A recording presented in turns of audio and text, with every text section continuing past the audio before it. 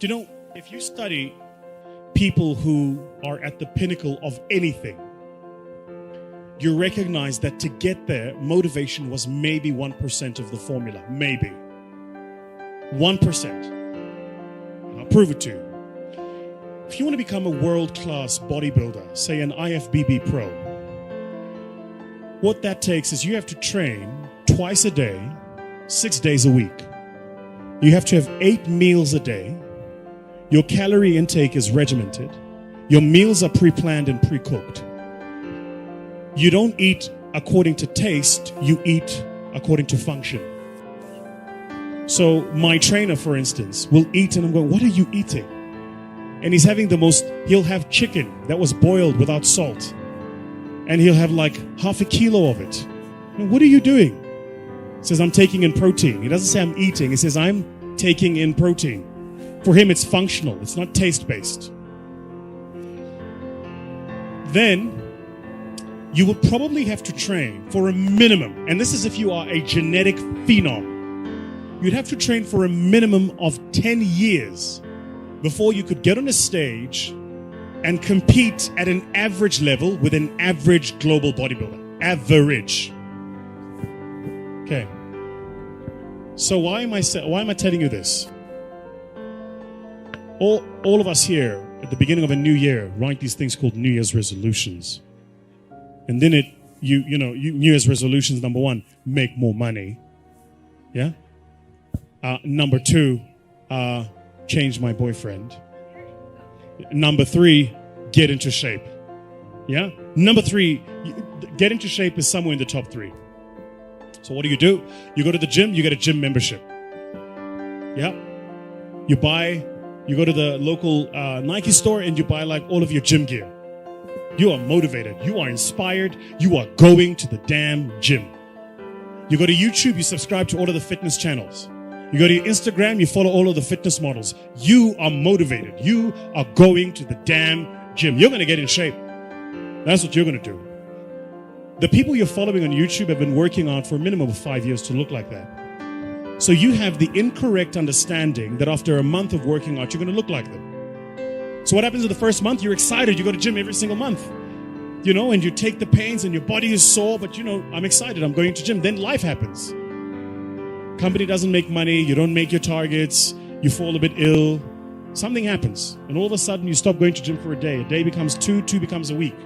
Now all of a sudden you've had a gym membership for 3 months and you haven't been in that time. What did you miss? You thought motivation was the formula. Winners don't need motivation. Winners need discipline.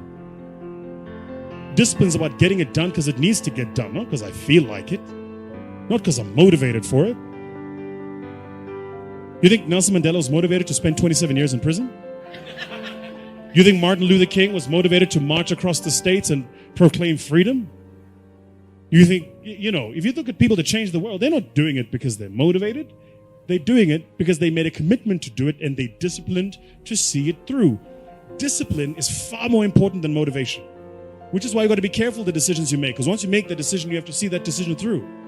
Like my mentor says, first we make the decisions, then the decisions make us.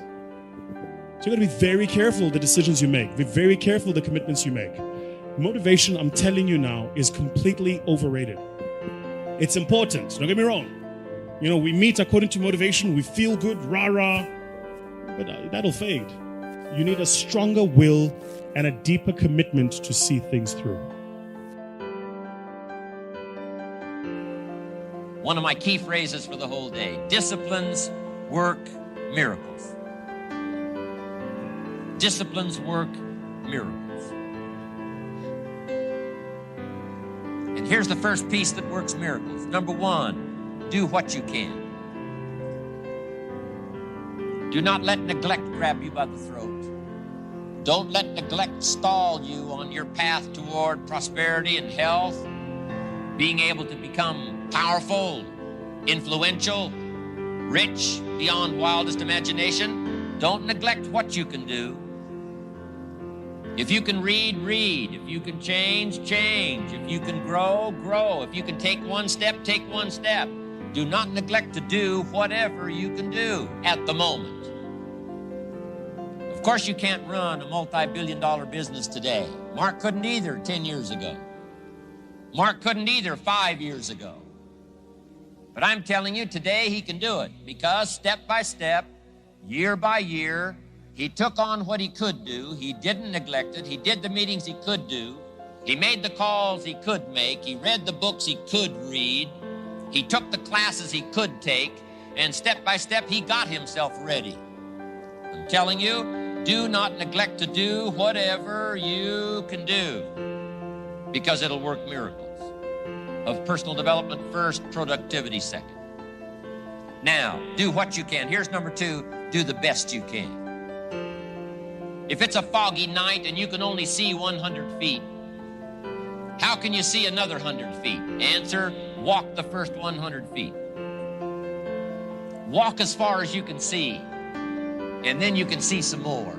And walk as far as you can see, and then you can see some more. So what you've picked up here, just do it as far as you can see it. And I promise you, if you'll execute as far as you can see it, you'll be able to see more. Do that, then you can see more.